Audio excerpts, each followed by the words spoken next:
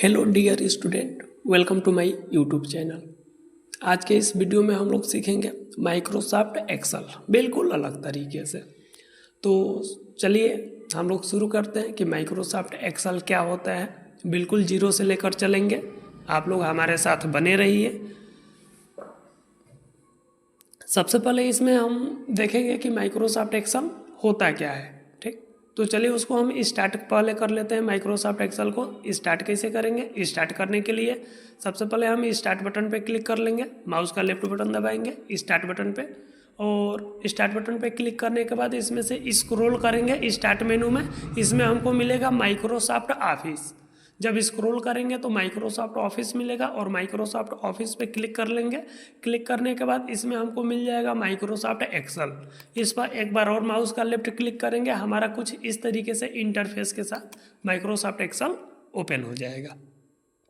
अगर हम दूसरे तरीके से ओपन करना चाहते हैं इसको, तो यहाँ से कट करके हम बंद कर देते हैं। दूसरा तरीका क्या होता है, कीबोर्ड का विंडो बटन और आर बटन एक साथ प्रेस करेंगे। विंडो बटन के साथ आर बटन प्रेस करेंगे, हमारे ये रन का डायलॉग बॉक्स आएगा और इसमें हम लिख लेंगे एक्सेल, टाइप कर लेंगे एक्सेल, और एक्सेल टाइप करने के बाद इंटर बटन प्रेस कर देंगे, फिर भी हमारा MS एक्सेल ओपन हो जाएगा। कुछ इस तरीके से इंटरफेस दिखता है एक्सेल का। इसमें सबसे पहले इंटरफेस को समझ लेते हैं, इसके डायग्राम को समझते हैं, उसके बाद से इसके इंट्रोडक्शन वगैरह समझेंगे। सबसे ऊपर वाली जो पट्टी होती है, इस पट्टी को, जो रेड कलर में पट्टी दिख रही है, इस पट्टी को बोलते हैं टाइटल बार। सबसे ऊपर की जो पट्टी होती है उसको बोलते हैं टाइटल बार। टाइटल बार के जस्ट लेफ्ट साइड में यहाँ पे कुछ ऑप्शन दिख रहे हैं, कुछ छोटे छोटे टूल दिख रहे हैं, इसको बोलते हैं क्विक एक्सेस टूल बार। पूरा नाम इसका होता है customize quick access toolbar. इसको चाहे तो हम नीचे भी कर सकते हैं, यहाँ पे रिबन के नीचे लगा सकते हैं या फिर ऊपर भी लगा सकते हैं। अगर चूंकि सपोज कीजिए हमको इसको नीचे लगाना है, तो यहाँ पे एक छोटा सा ड्रॉप डाउन दिख रहा है, यहाँ पे क्लिक कर लेंगे और यहाँ पे सबसे नीचे इसमें ऑप्शन मिलेगा शो बिलो द रिबन।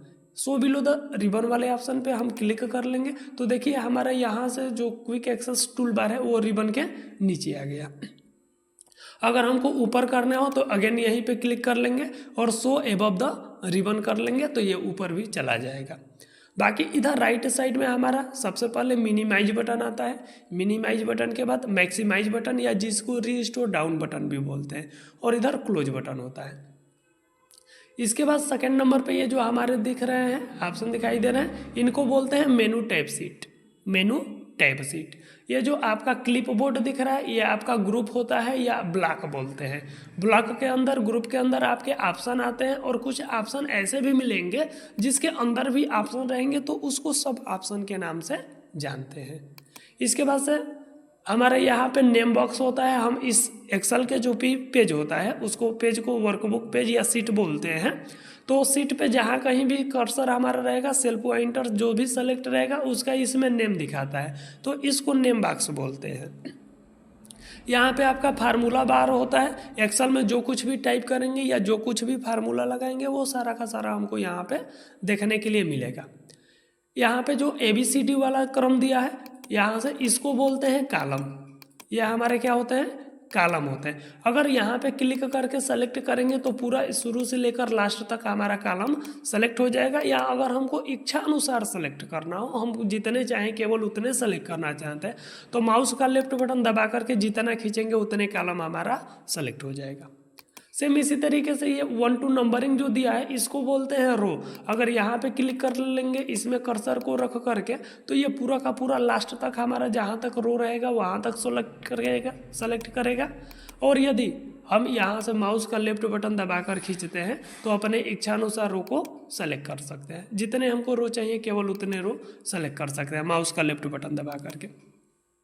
ये हमारा कॉलम हो गया, और इस तरीके से जो लाइनिंग दिख रही है इसको रो बोलते हैं। इसके बाद ये जो एक छोटे छोटे बॉक्स दिख रहे हैं, इस बॉक्स को सेल के नाम से जाना जाता है। इस बॉक्स को सेल बोलते हैं। अगर जहाँ पे क्लिक करेंगे उस सेल का यहाँ पे नेम बॉक्स में नाम दिखाएगा। इसका नाम बनता कैसे है, तो सबसे पहले कॉलम का नाम लिया जाता है। ये E नंबर कॉलम में है तो E, और उसके बाद से रो का नाम 9 नंबर रो में है तो इस सेल का नाम हो जाएगा E9। अगर एक्सेल 2010 में हम बात करें कितने रो होते हैं, कितने कॉलम होते हैं। तो देखिए जैसे ये हमारे कॉलम को अगर हम काउंट करेंगे इस तरीके से लास्ट तक गिनते हुए जाएंगे तो ये हमको मिलेगा 16,384। चलिए हम काउंट करके देखते हैं। हमने यहाँ पे लिखा 1 काउंट, अगर एक एक करके काउंट करेंगे तो काफ़ी ज़्यादा टाइम लगेगा, हम डायरेक्ट काउंट कर लेते हैं। हम यहाँ से फिल पे जाते हैं, सीरीज में ऑप्शन मिलेगा, हम यहाँ से लिख लेते हैं 16,380 कर लेते हैं, 16,380 और यहाँ से हमने ओके कर दिया। तो अब यहाँ से कंट्रोल के साथ राइट एरो का यूज करेंगे तो देख सकते हैं यहाँ पे लिखते हुए आए हैं 16,380, फिर ये 16,381, 82, 83 और ये 84, यानी कि टोटल हमारा कॉलम कितना होता है 16,384। और एक्सेल में लास्ट कॉलम का नाम होता है XFD। एक्सेल 2010 में लास्ट कॉलम का नाम क्या होता है, XFD होता है। इसके बाद अगर हम ये कॉलम की संख्या तो काउंट कर लिए, अगर हम रो की संख्या काउंट करें कि ये हॉरिजेंटली लाइनिंग कितनी है, रो कितना है, तो देखिए सबसे पहले हमको स्टार्ट में जाने के लिए कंट्रोल के साथ लेफ्ट एरो का यूज करेंगे, हम स्टार्ट में आ जाएंगे। अब यहाँ पे इसमें तो हमारा खुद का नंबरिंग किया हुआ है, पहले से इसमें बाय डिफ़ॉल्ट नंबरिंग मिल जाता है, हमको बस नीचे जाने हैं। तो जैसे राइट में जाने के लिए कंट्रोल बटन के साथ राइट एरो का यूज किए थे, वैसे ही हम नीचे आने के लिए कंट्रोल के साथ डाउन एरो का यूज करेंगे। तो देखिए नीचे आ गए, इसमें टोटल हमारा आपका टोटल इसमें रो होता है 10,48,576। अगेन हम यहाँ से ऊपर चले जाते हैं। अगर हम इस सेल की संख्या को काउंट करना चाहते हैं तो अगर कॉलम को और रो का आपस में मल्टीप्लिकेशन कर देंगे, गुणा कर देंगे, तो हमारे यह सेल की संख्या निकल जाएगा।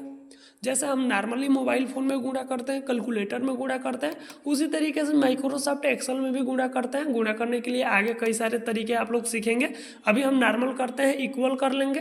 हमारा कॉलम कितना था, कॉलम हमारा था 16,384 गुणे, जिसको स्टार बटन बोलते हैं, एस्टेरिक बटन बोलते हैं, और 10,48,576, यानी कि जो हमारा सेल का आएगा, ये जो एक एक करके बॉक्स है सेल, ये सेल कितना हो जाएगा 17, 17, 98, 69, 184, ये हमारी सेल की संख्या है। एक्सेल में इतने सेल हमारे अवेलेबल होते हैं, क्योंकि ये एक सीट पे अवेलेबल है, सीट का मतलब एक पेज पे है। इस तरीके से हम एक्सेल में 255 गो और नया पेज ले भी सकते हैं। पेज लेने का काम जैसे बाय डिफ़ॉल्ट रूप से 3 गो पेज हमको मिल जाता है, 3 सीट ओपन रहता है, और जस्ट इसी के बगल में क्लिक करके हम नया सीट भी ले सकते हैं यहाँ से, कुछ इस तरीके से। अगर सीट 1 पे हम क्लिक करके आ जाते हैं।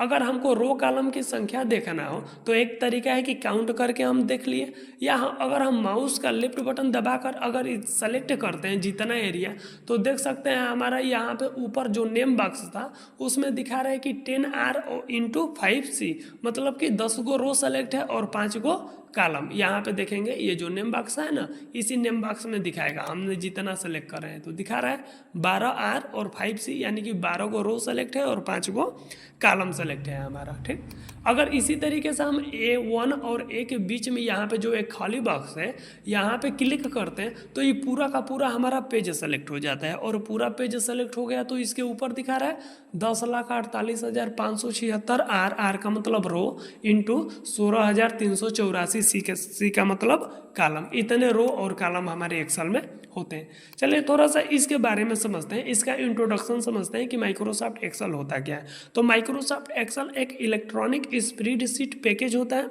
जिसका प्रयोग हम डेटाबेस मैनेजमेंट के लिए करते हैं, यानी कि डेटा को हम कैलकुलेट कर सकते हैं, एनालाइज कर सकते हैं, उसको फिल्टर कर सकते हैं, अनेक प्रकार से हम लॉजिकल कार्य भी इसके अंदर कर सकते हैं। ठीक, कंपनी में बहुत ज़्यादा एक्सेल की डिमांड होती है, बहुत ज़्यादा एक्सेल का यूज किया जाता है। एक्सेल में जो हम फाइल बनाते हैं उस फाइल को वर्कबुक फाइल के नाम से जानते हैं। तो आज के वीडियो में इतना रहने देते हैं, बाकी नेक्स्ट वीडियो में समझेंगे एक एक करके एक्सेल के कार्य क्या होते हैं, कैसे इसमें कार्य किया जाता है। धन्यवाद।